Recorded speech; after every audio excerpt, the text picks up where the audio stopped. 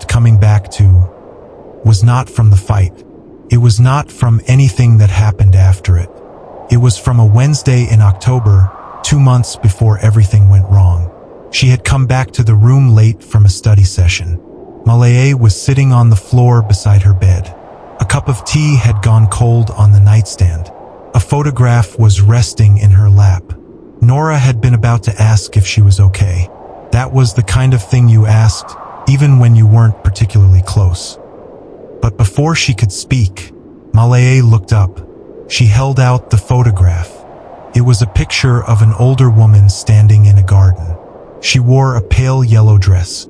She was squinting pleasantly into the sun. "My grandmother," Malaye said. "She died last month. I did not go back for the funeral because of exams." Nora sat down on the floor across from her. That was not something she did often or easily. They talked for almost 2 hours. About things that had nothing to do with school. About grief. About the specific kind of guilt that comes with choosing to stay somewhere instead of going home. About what it meant to be the person in the family who had gone far away to become something. Malaye cried a little quietly, without making a performance of it. Nora found that she did not mind sitting with someone else's crying, as long as the person was not asking her to fix it. At some point, Malaye refilled her tea.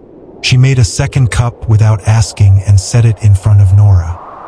Nora drank it, even though she did not particularly like jasmine tea. It seemed like the right thing to do. "You are not as hard as you pretend," Malaye said, near the end of the evening. Nora said something dismissive and went to bed, but she thought about it afterward, on and off. The way you think about something you are not sure was a compliment. She thought about it again much later, standing in a hospital hallway. By then, it felt like a thing that had happened to 2 entirely different people. The fight with Malaye had been building for 2 weeks. Then it finally came apart on a Tuesday evening. Loud, ugly, and witnessed by half the dormitory hallway. Nora was not someone who looked for conflict, but she was also not someone who stepped around it when it arrived. By the time Malaye got to the part she had clearly been saving up, Nora had already run out of patience for softening her own responses. The proximate cause was a man named Silas Graft. He had come to the room 3 days earlier, brought by Malaye. He was introduced with the careful neutrality of someone presenting a thing they expected to be questioned about. Nora had nodded at him and gone back to her textbook. He was tall, older than either of them by at least 5 or 6 years. His jaw had not seen a razor in some time. His eyes were a pale, flat gray, the kind of gray that is not quite any color. The kind that seems to be slightly different every time you look at it directly. She had not thought about him again, until Malaye accused her of flirting with him. "You were looking at him the whole time," Malaye said. She was standing in the middle of the room with her arms crossed. "I live here," Nora said. It got longer. It got louder. Nora said something she could have phrased better. Malaye said something that Nora was not going to forget in a hurry. The whole thing ended with Nora throwing her overnight bag together. She texted her sister June that she was coming home for the weekend. The alternative was staying in that room until she said something she could not take back. She was already in the parking lot, bag in hand, before she registered that she was shaking, not from anger, or not only from anger, but from the specific exhaustion of having something that felt stable pull apart without warning. She sat in the driver's seat for a long moment before starting the car. She did not let herself think about the look on Malaye's face near the end of the argument, the one that had looked less like fury and more like fear. The drive from the university to Harrow Falls took just under 2 hours on the state highway. Nora made it in less than that. She was still running hot, and her foot was heavier on the gas than it should have been. She had the window cracked and the radio off. She was processing the argument the way she always processed difficult things, in silence, turning it over from different angles, until it stopped being a raw thing and became something she could look at steadily. She was somewhere in the middle of that process, passing the long stretch of county road between two dark fields of cut corn stubble. Her headlights landed on something standing in the middle of the lane. Her foot found the brake before her mind caught up. The car shuddered to a stop with about 4 feet between the bumper and the figure in the road. She sat for a moment with both hands on the wheel. Her heart was loud in the way that meant her body had understood something a half second before the rest of her did. She looked at the man her headlights had found. He was standing with his back to her, head slightly bowed. The way a person stands when they are looking at something on the ground. Except there was nothing on the ground in front of him. He wore a dark jacket and dark pants. Her headlights threw his shadow long and thin and crooked across the asphalt behind him. It bent at the edge of the road and stretched into the field beyond. Nora put the car in park and got out. She was not the kind of person who could drive away from something without knowing if she had clipped it. The figure had not moved. She needed to make sure. She walked around the front of the car, staying out of the direct beam of the headlights. She stopped about 10 feet away. "Hey," she said, "you need to get out of the road." He did not move. The fields on either side were absolutely still. No wind, no sound from anything, just the low idle of her engine, and the faint smell of cold earth. "I'm serious," she said. "If you're trying to get hit by a car, you came real close just now. If I had hit you, I would be the one with a problem. So you're welcome, actually." He turned around.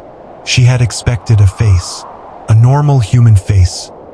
Maybe confused, maybe in distress. What she got was technically a face. All the parts present and in the right arrangement. But something about the proportions was wrong in a way she could not immediately name. His eyes were open too wide. The whites showed all around the iris. He was not blinking. His jaw was loose, mouth slightly parted. He looked at her with the absolute, motionless attention of something that was not concerned about being looked at in return. She realized, with a lurch of delayed recognition, she knew this face. She had seen it before, in a photograph on a phone screen at a table in a coffee shop. It was the face of Malay's boyfriend. "Watch your mouth," he said. His voice was flat and completely ordinary, which made it worse. He said it without heat, the way you would tell someone their blinker was still on. Then he turned back around, facing the empty field. He stood there as if she were no longer worth the attention.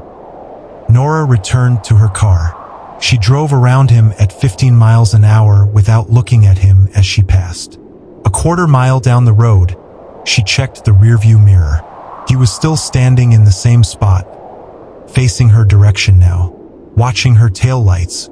Even at that distance, in the dark, she could see the pale gleam of his eyes catching the red light. She turned the radio on. She did not check the mirror again. June was waiting in the front doorway when Nora pulled into the driveway. She wore an oversized sweatshirt, holding a mug of something hot. She had the particular expression she wore when she was managing several feelings at once, and had decided to lead with the easiest one. "You look terrible," she said, moving aside to let Nora in. "Thank you. You going to ask me for money again, or are we skipping that tonight?" June made the face she always made when Nora landed somewhere near a truth she'd rather leave alone. Half offended, half acknowledging. "I'm not. Why do you always think that?" she said. "Is that all I am to you? Also, there's pasta in the fridge." "That's not a denial," Nora said, dropping her bag by the stairs. June said nothing to that, which was, in its way, its own kind of answer. The evening was quiet and almost normal. They ate together, watched something forgettable on June's laptop, went to bed at a reasonable hour. Nora did not mention the man in the road. She told herself it was because there was nothing useful to say about it. That was partly true. The other part was that saying it out loud would make it a real thing she had to think about, and she was not ready for that yet. She noticed, without remarking on it, that June seemed distracted. A different kind of distracted from her usual. She kept checking her phone and putting it face down in a motion that was trying to look casual, and not quite managing it. At one point, June excused herself to make a call. When she came back 15 minutes later, her voice was slightly too even. The way it got when she was trying not to let something show. Nora filed this away, said nothing. The bad luck started the next morning. The laptop adapter died on Monday, discovered at 9 in the morning, with a paper due at noon. On Wednesday, she twisted her ankle badly enough to limp through Thursday. On Friday, her student ID had been inexplicably demagnetized, requiring an hour at the administrative office. On Saturday, she backed her car into the mailbox at the end of June Street, caving in the rear bumper. On Sunday, she put her elbow hard into the bathroom counter on wet tile. She spent the evening with an ice pack and a bruise the color of old storm clouds. Any one of these things, taken alone, was just a bad day. 7 of them in 7 days formed a shape she did not quite want to look at directly. On the 8th day, she cracked an egg. June had made breakfast that morning without incident. For eggs into the pan, perfectly normal. The carton returned to the fridge. 2 hours later, Nora reached in for a 5th. She cracked it on the bowl's edge. What came out was not the clean yellow and clear white of a normal egg. The yolk was a deep, mottled black-green.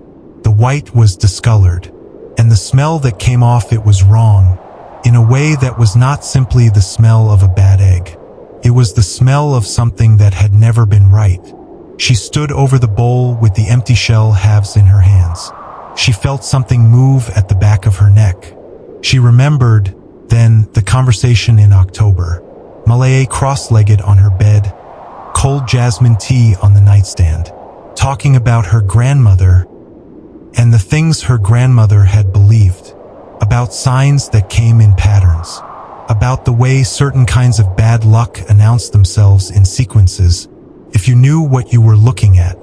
Nora had been half listening, doing that thing where you make the occasional sound that indicates attention without fully giving it. She put the egg in the sink and went to her laptop. She was not looking for confirmation of anything. She was looking for alternative explanations, for the rational sequence of events that would account for a bad week and a spoiled egg, without requiring her to accept anything she did not want to accept. She read for 40 minutes, working through the search results methodically, looking for the explanation that would let her close the laptop and move on. She did not find it. What she found instead was a steadily diminishing number of reasons not to believe what she did not want to believe. At the end of 40 minutes, she closed the laptop. She had not arrived anywhere she was comfortable, which was not nothing. It was, in fact, more frightening than any conclusion would have been. She became aware, slowly, that she was holding a pen. She did not remember picking it up. It was one of the blue ballpoints she kept in the cup on the desk. It was in her right hand. She was holding it the way you hold a pen when you have been writing. Not loosely, not passively, but with the slight forward lean that means the hand has been doing something with intent. She looked down at the notepad on the desk in front of her. She had no memory of reaching for the notepad, but it was open, and there was a word written on it in her own handwriting.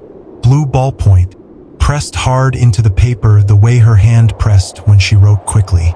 The word was soup. She did not know what it meant. She sat looking at it for a long moment. Then she set the pen down very carefully on the desk. The way you set something down when you are not entirely sure of the surface. She turned her hand over and looked at the inside of her wrist. Her hand looked like her hand. The word on the page was in her handwriting. She understood neither of these things. She typed the word into the search bar, came back in Thai. The translation read, to continue, to keep going, to not stop. She closed the laptop. She sat with her hands in her lap and looked at the notepad for a long time without touching it. Then she got up and went to find June. She needed to be in a room with another person. That was the only clear thought she had left. The message came in just after 10 that night from a number she did not have saved. Hey, this is Silas, Malay's boyfriend. Sorry for reaching out like this. Just wanted to check if you'd heard from her. She hasn't been responding much. Nora read it twice. She set the phone face down on the bed. She thought about the county road and the way he had turned around. She thought about the look on his face that she had been trying not to think about since she drove away from it. She picked the phone back up and typed, "No, we had an argument. I haven't talked to her since." His reply came in under a minute. "Yeah, she mentioned that. She can get that way sometimes. Can I ask how you're doing, though? She said you went home for the week." Nora looked at that sentence for a long time. It was a small pivot, from asking about his girlfriend to asking about her, with no connective tissue between the two that she could find. She typed, "I'm fine. Why? No reason. I just felt like you seemed upset when I met you. I felt bad about that." She had not been upset when she met him. She had been reading a textbook. She typed, "I was doing homework. And then, I don't know why you're texting me instead of calling her if you're worried about her." Pause of almost 4 minutes. "Then you're right. Sorry for bothering you. Take care of yourself." She put the phone down. She went to find June. June's bedroom door was mostly closed. Nora had her hand raised to knock when she heard June's voice through the gap. Low, careful, pitched the way June's voice got when she was making an argument she knew was not a strong one. She could not make out most of it, just the shape of it, the cadence of someone managing a conversation they would rather not be having. And then, clearly, because June had apparently forgotten that sound carried differently when the hallway was quiet. "I know that. I know it doesn't work that way, but there has to be something. I can't just tell her. She won't believe it. You know how she is." Nora lowered her hand. "I'm not asking for much. Just something something that doesn't require her to already believe it." Pause. Okay. How long does that take?" Nora stood in the hallway and listened to the shape of the silence after June hung up. She understood, with a cold and settling certainty, that whatever June had been managing this week, the distraction, the careful voice, the face-down phone, it was not about money. She had been wrong about that. June had not been trying to borrow from her. June had been trying to help her. She went back downstairs and sat at the kitchen table with a glass of water. She thought about everything she had decided not to believe in, about the specific difficulty of holding that position now that she understood someone who loved her had already stopped holding it on her behalf. Her phone rang just after midnight. June's name on the screen. She answered. June was breathing in a way that was not right, wet and uneven, with a hitch in it that came from crying that had already been going on for some time. "I can't," she started, and stopped. "I can't make it stop, Nora. I can't. I need you to." A sound, large and solid and sudden. The line went dead. Nora found June on the floor at the foot of her bed, unconscious. A gash above her left eyebrow had bled considerably into the carpet. The nightstand lamp was on its side beside her. The window was closed. There was no one else in the room. At the hospital, after June had been taken away, a police officer came and sat beside Nora in a hallway that smelled like floor cleaner and recycled air. His name was Harlan. He had the quiet, level manner of someone who had conducted this particular conversation many times.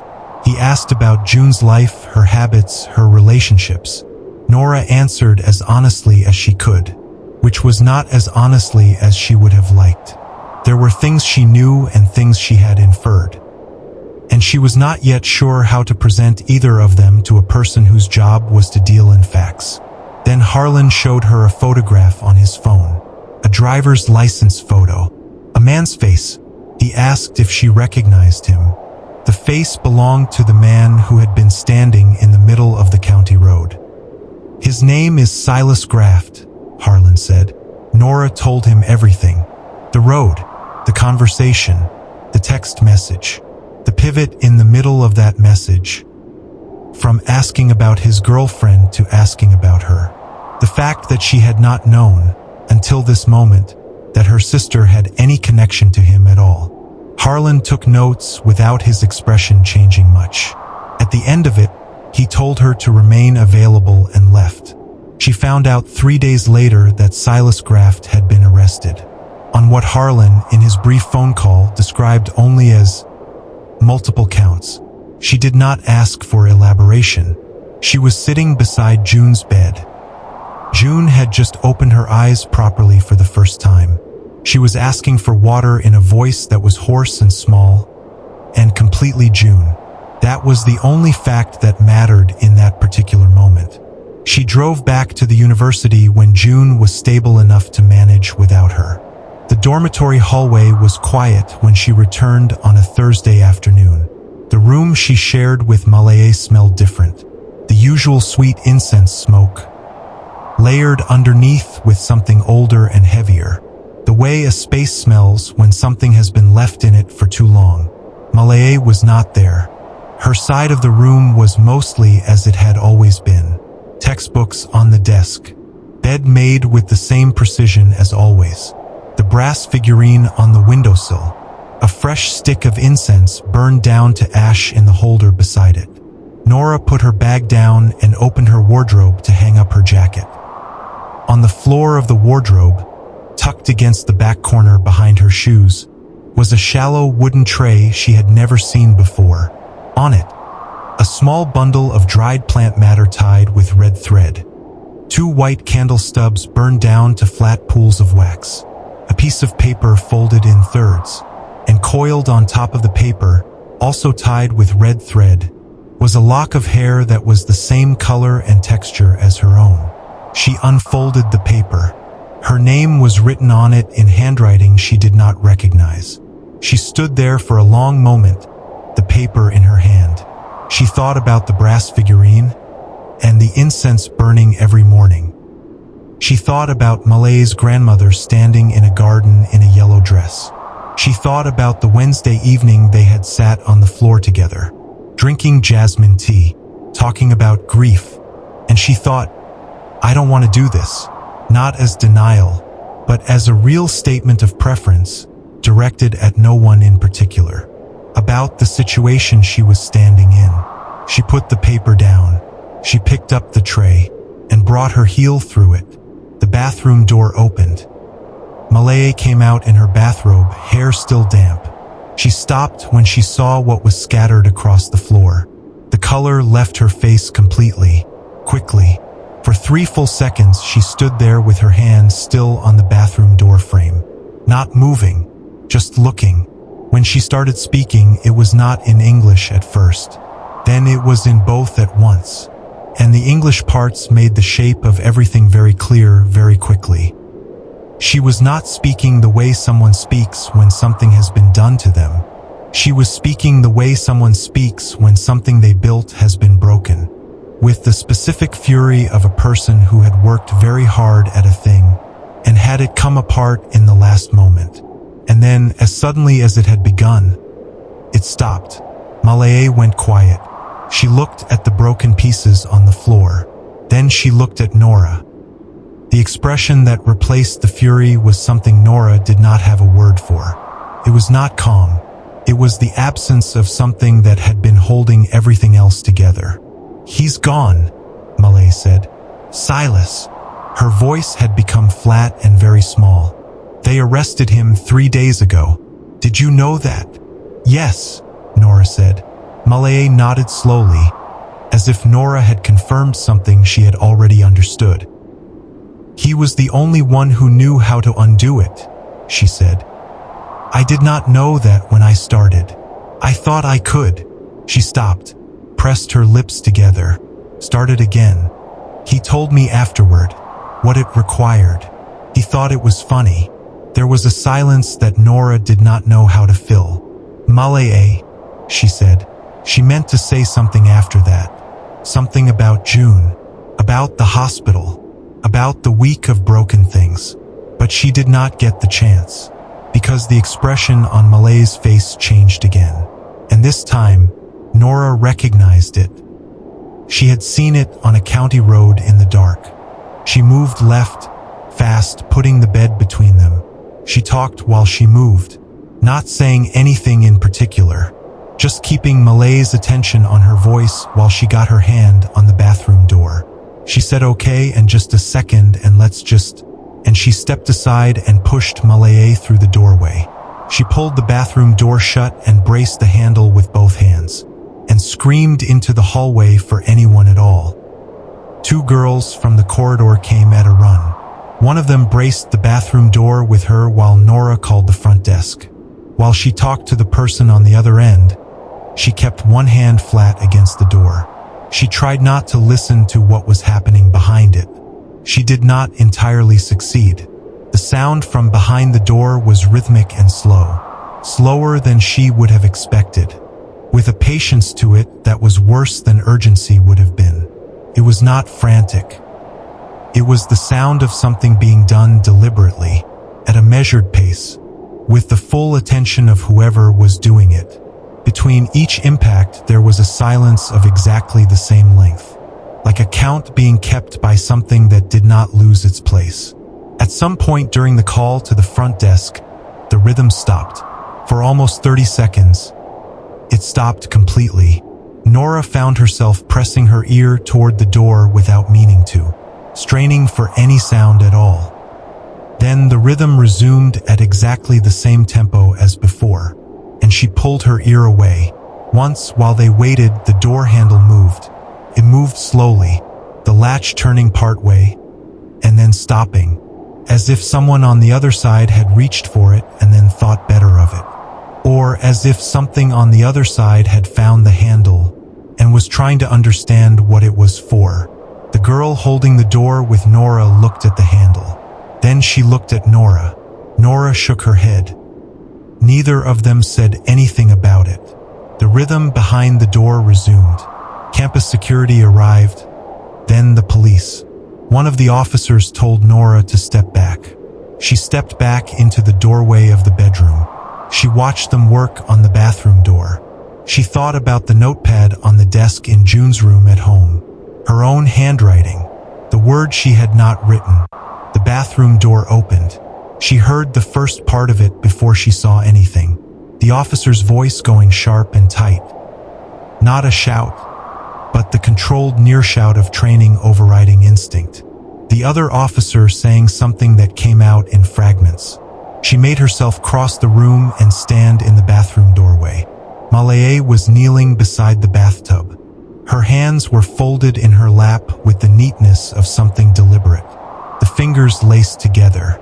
She was bleeding from a wound at her hairline. A long dark smear had been left down the white enamel side of the tub. She was very still.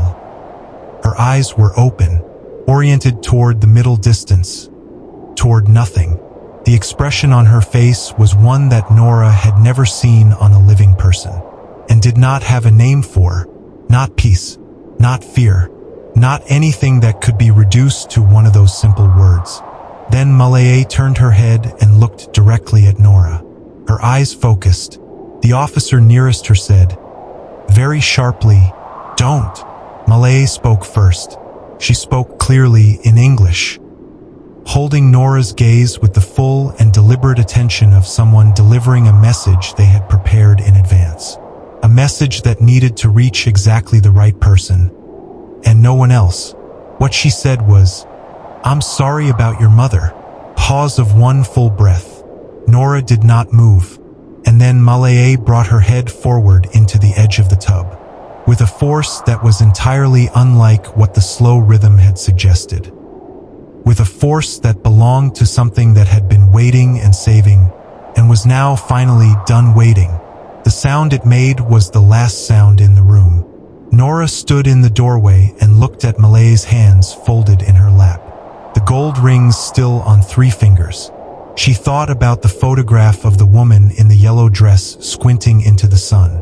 She thought about cold jasmine tea and sitting on a floor at midnight, talking about what it meant to be the person who went far away. She thought about what it must have taken to believe in something enough to do what Malay had done. and what it must have taken to do it for someone you had decided was worth the cost. Even after you had fought with them, even after everything, she did not know what to do with that. She did not cry until much later, by herself in the kitchen at 2 in the morning, and she cried for longer than she expected. June was discharged 11 days later.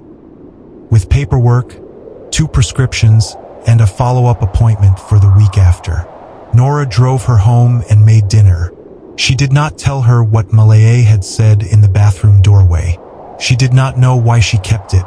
It did not feel like something that had been meant for her to use. She went back to the university at the end of the month. She moved into a single room on the 3rd floor.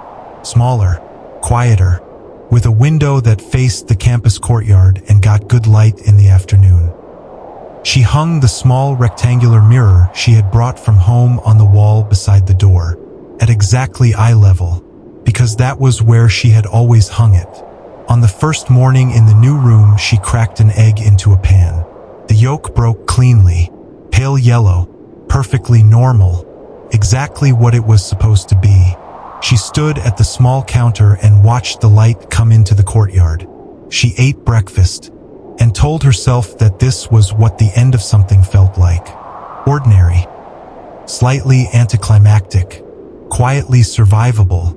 She washed the pan. She put on her jacket. She picked up her bag and turned toward the door. She was standing in the hallway. The door was closed behind her. She did not remember opening it. She did not remember crossing the room. She was standing in the corridor with her bag over her shoulder and her keys in her hand. And the door was shut. The distance between where she had been standing at the counter and where she was standing now was the length of an entire room that she had apparently crossed without any awareness of doing so. She looked at her hand, at the keys. She looked at the closed door. She looked at her hand again. Down the hallway, a door opened.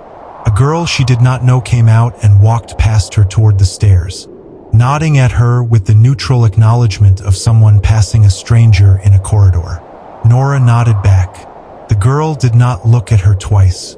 Nora stood in the hallway for one more moment, looking at the closed door. Then she went to class. She told herself there was an explanation. She told herself she had simply been distracted, that the mind blanks over routine things, that this was something that happened to people all the time and meant nothing. She was very good at this kind of telling. She had a great deal of practice, and she needed almost the whole walk across campus before she was done. She almost made it.